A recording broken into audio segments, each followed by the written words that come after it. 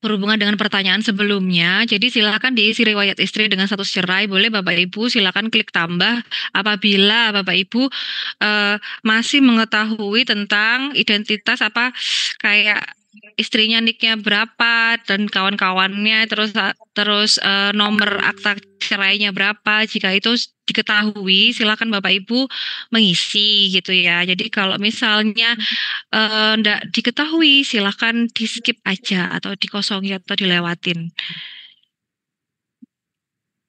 Next. Suami atau istri meninggal, bagaimana cara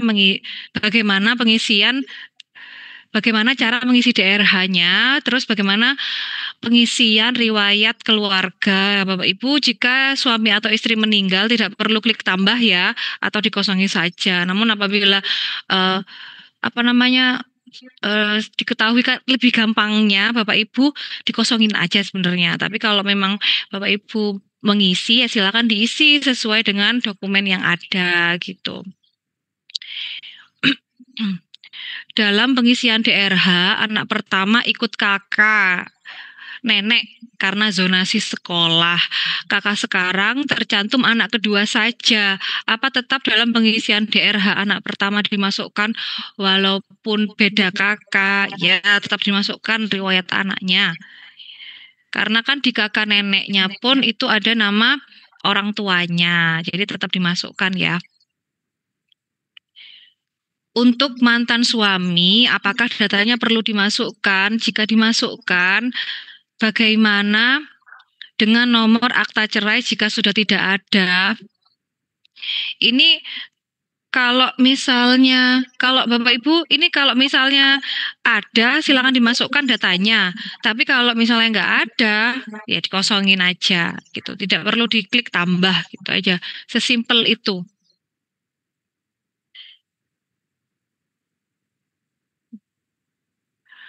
Untuk surat sehat, apakah sesuai domisili atau dari luar domisili boleh?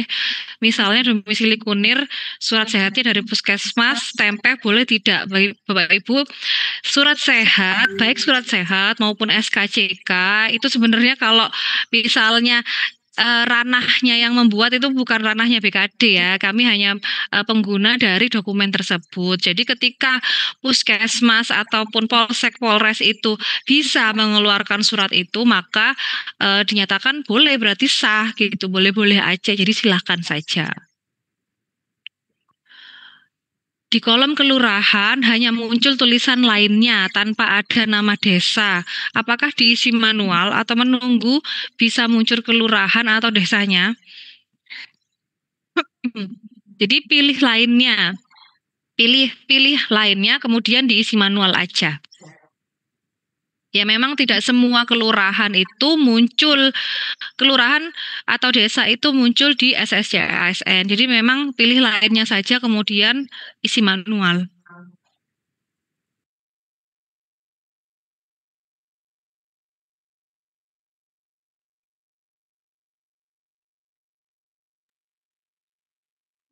Pada menu riwayat pendidikan sudah tercantum S2, yang benar harusnya S1. Apakah perlu diubah atau diabaikan saja? Ini maksudnya pada menu riwayat pendidikan sudah tercantum S2. Ya silahkan dirubah Bapak Ibu sesuai dengan ijazah yang dipunyai. Karena kalau riwayat itu sebenarnya boleh diisi sesuai dengan sampai dengan jenjang yang paling atas yang Bapak Ibu punyai. Namun untuk kolom unggahan pada DRH itu sesuai dengan formasi yang ditetapkan sesuai dengan pengumuman BKD. Jika pendidikan formasi SMA, SLTA atau SMA sederajat, maka untuk pendidikan diisi sesuai formasi atau diisi sesuai ijazah, misalnya SMA, IPS atau SMK. Nah, ini Bapak Ibu sebelum Bapak Ibu mengisi DRH kan sebelumnya itu melihat ya formasi yang ditetapkan atau dibutuhkan sesuai penetapan itu apa? Misalnya Budi itu di penata layanan penata layanan operasional. Nah, itu berarti untuk pemilihan kualifikasi pendidikan di awal sebelum mengisi DRH, jadi pemilihan pemilihan kualifikasi pendidikan itu ada di yang awal sebelum kita mengisi DRH, dan kolom unggahan itu adalah sesuai formasi. Jadi misalnya yang ditetapkan OLO di OPDX gitu, berarti mengisinya yaitu SMA, SMA IPS atau SMK seperti itu. Namun pada kolom riwayat misalnya Bapak Ibu punya ijazah S1, ya silahkan mengisi sampai S1 itu gitu sesuai dengan ijazah yang dipunyai. Kolom akreditasi mencantumkan apa? Nomor akreditasi, apa nilai akreditasi? Misalnya A, B, C ya. Jadi kolom akreditasi itu menyantumkan predikat akreditasi. Predikat akreditasi itu bisa A, B, C atau ada unggul, baik, baik sekali. Nah, seperti itu. Untuk akreditasi perlu di ini ya, untuk akreditasi misalnya dari SD sampai SMA itu kan akreditasi yang dicantumkan adalah akreditasi pada saat lulus. Bapak Ibu apabila tidak mengetahui akreditasinya pada saat lulus itu apa, silakan dikosongin aja atau di strip gitu ya. Next. Riwayat pekerjaan diisi berapa tahun? Ini banyak sekali yang menanyakan ini, Bapak Ibu.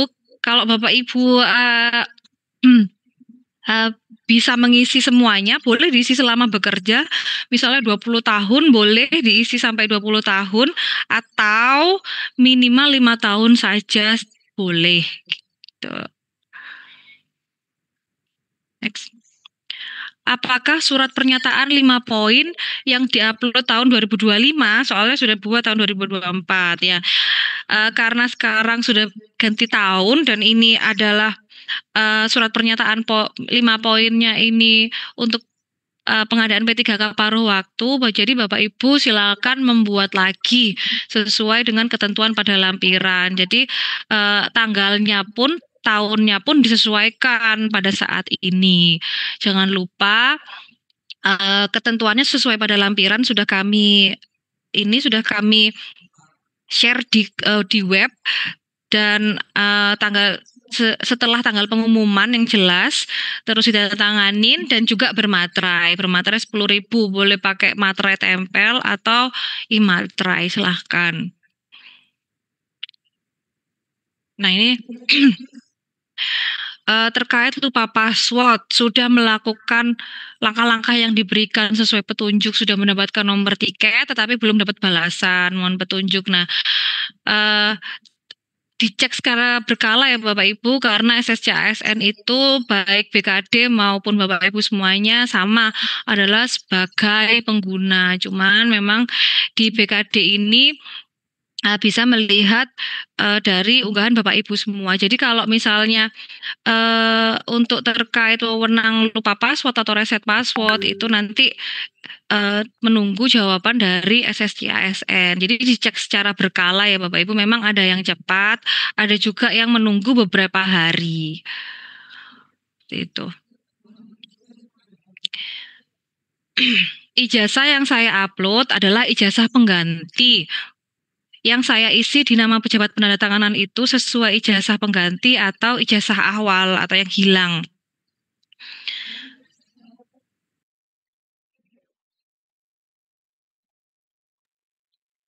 Jadi jika ijazah masih ada, ini khusus untuk ini bukan kasus Bapak Ibu yang hilang ini ya. Kalau hilang berarti mungkin kalau yang aslinya hilang, berarti kan mungkin ada fotokopiannya ya. Maksudnya jika ijazah masih ada, ini maksudnya fotokopiannya maka diisi sesuai dengan ijazah lama. Misalnya yang tanda tangan kepala sekolahnya Bapak Soleh gitu ya, maka ditulis Bapak Soleh. Jika hilang maka diisi, kalau sudah hilang, udah mentok hilang, memang kebakaran atau gimana, saat fotokopiannya semua hilang kebakaran gitu atau kena banjir itu, maka silahkan diisi nama yang ada di pejabat yang ada di ijazah pengganti itu gitu.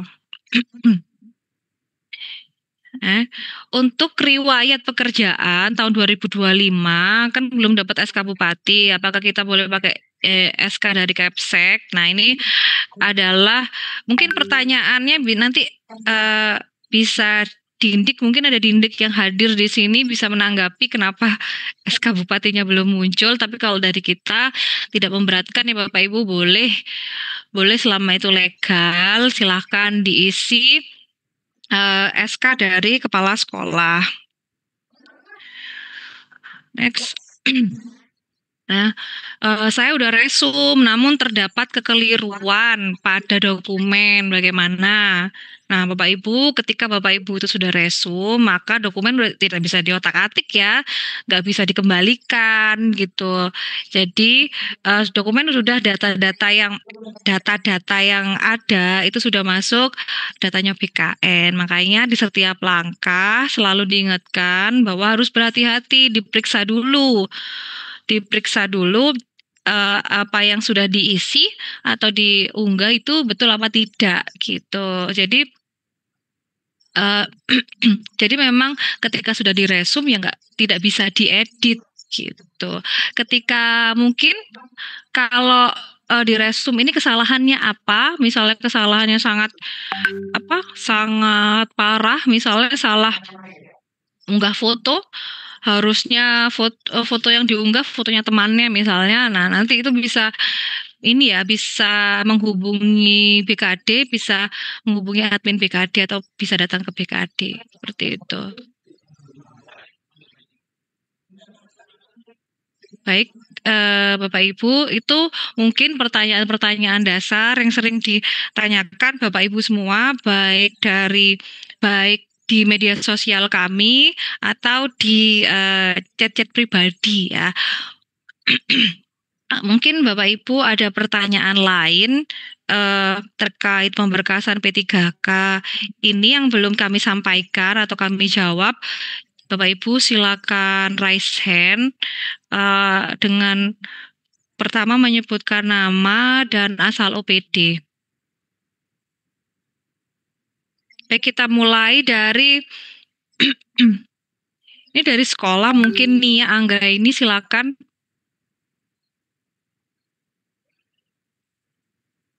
Silakan ini dari mana?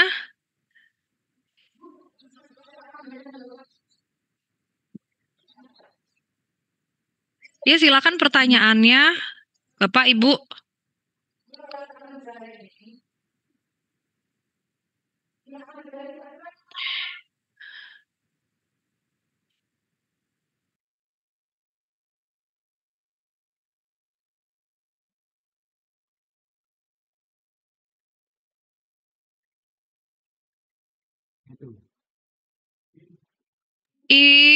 Ibu Nia Anggra ini jadi tanya atau enggak? Kalau enggak kita alihkan ke pertanyaan selanjutnya.